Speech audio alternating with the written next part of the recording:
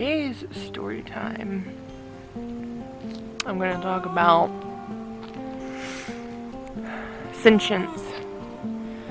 The moment that I became a thinking, self-aware person, because I remember that moment.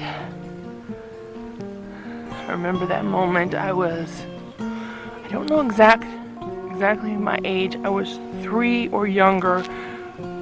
All I know is we were living in a duplex.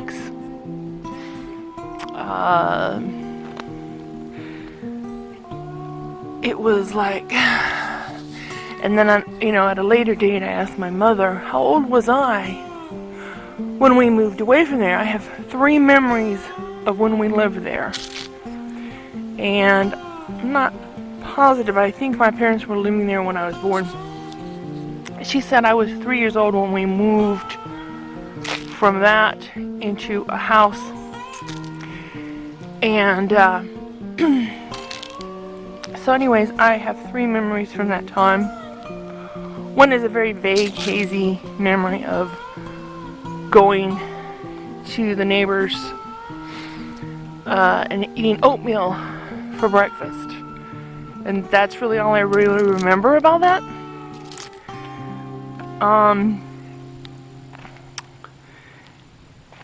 But my first memory ever,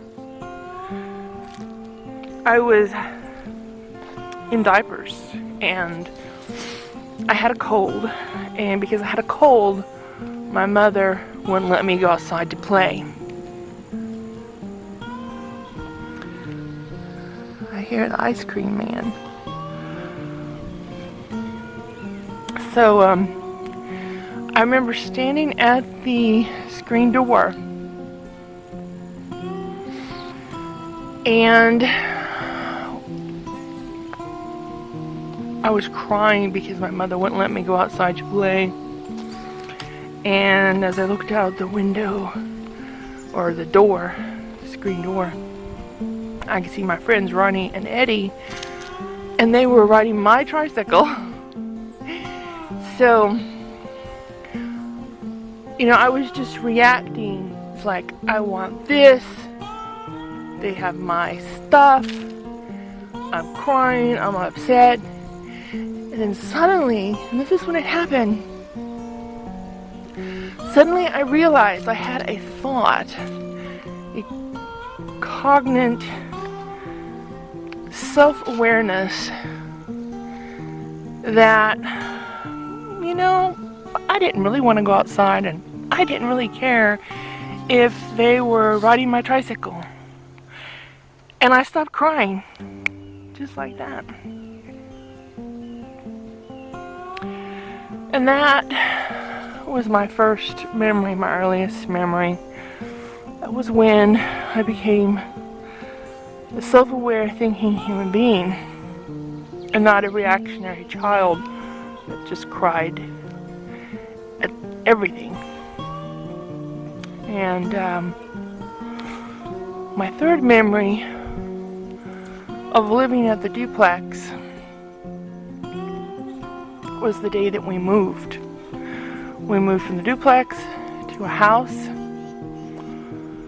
in North Highlands, California. I was born in California. We were living in California. I don't know what city the duplex was in. I never asked. But we moved to a house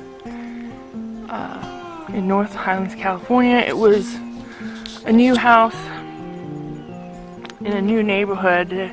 There were still houses being constructed in the neighborhood. In fact, the house next door to us was not yet constructed. And I reached the end of my street. I'm gonna turn around. So, and I should have worn my sunglasses, but I forgot to bring them. So it was the day that we moved, and my dad had a truck, and we had the truck loaded down with furniture and stuff. And I remember getting in the truck and you know, I knew we were moving, and it was the last I would see of the duplex. And I remember looking out the window, truck, the rear window, and my last memory of the duplex is us driving away. I have lots of memories of the house in North Island.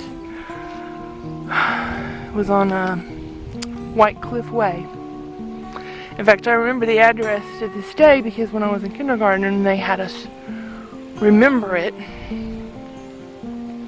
It was 6222 White Cliff Way, North Highlands, California. I do not remember the zip code.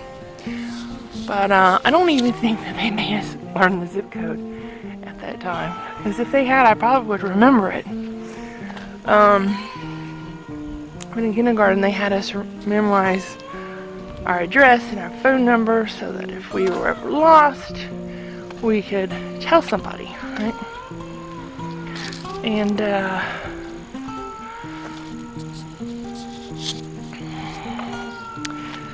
we have been really having some very beautiful weather here lately, when just clear as blue skies and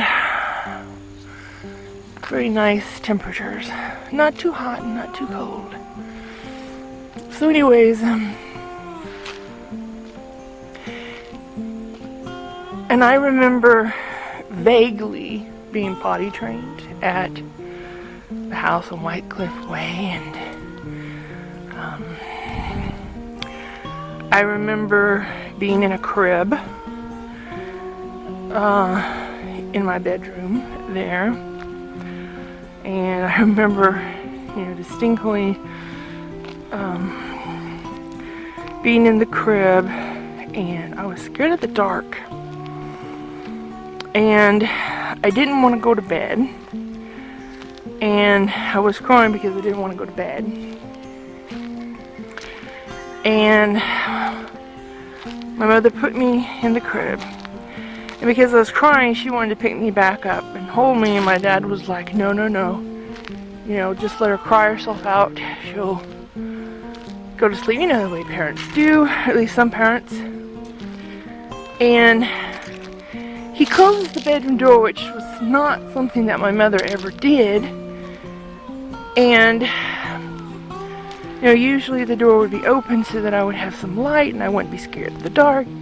But he closed the door, and then I started screaming bloody murder because now I was scared of the dark. And I also remember the day that I graduated from the crib to a grown-up bed, or rather, it was a twin single bed that a lot of kids sleep in. I remember that day, or that night, because I felt very, you know, big and proud that I was old enough that I didn't have to sleep in a crib anymore. And it had this kind of barrier that they'd put on the side of the bed, which you get in at the foot and crawl up in it so that the child will not roll off the bed and onto the floor. And so that was on there, and to prevent me from rolling out of the bed. And I remember that. So I have a lot of very early memories that, from what I gather, a lot of people don't remember when they're very small. I've asked my brother, and he can't really remember anything before the age of 8 or so. But you know, I have very early memories, and so that's my story time for today.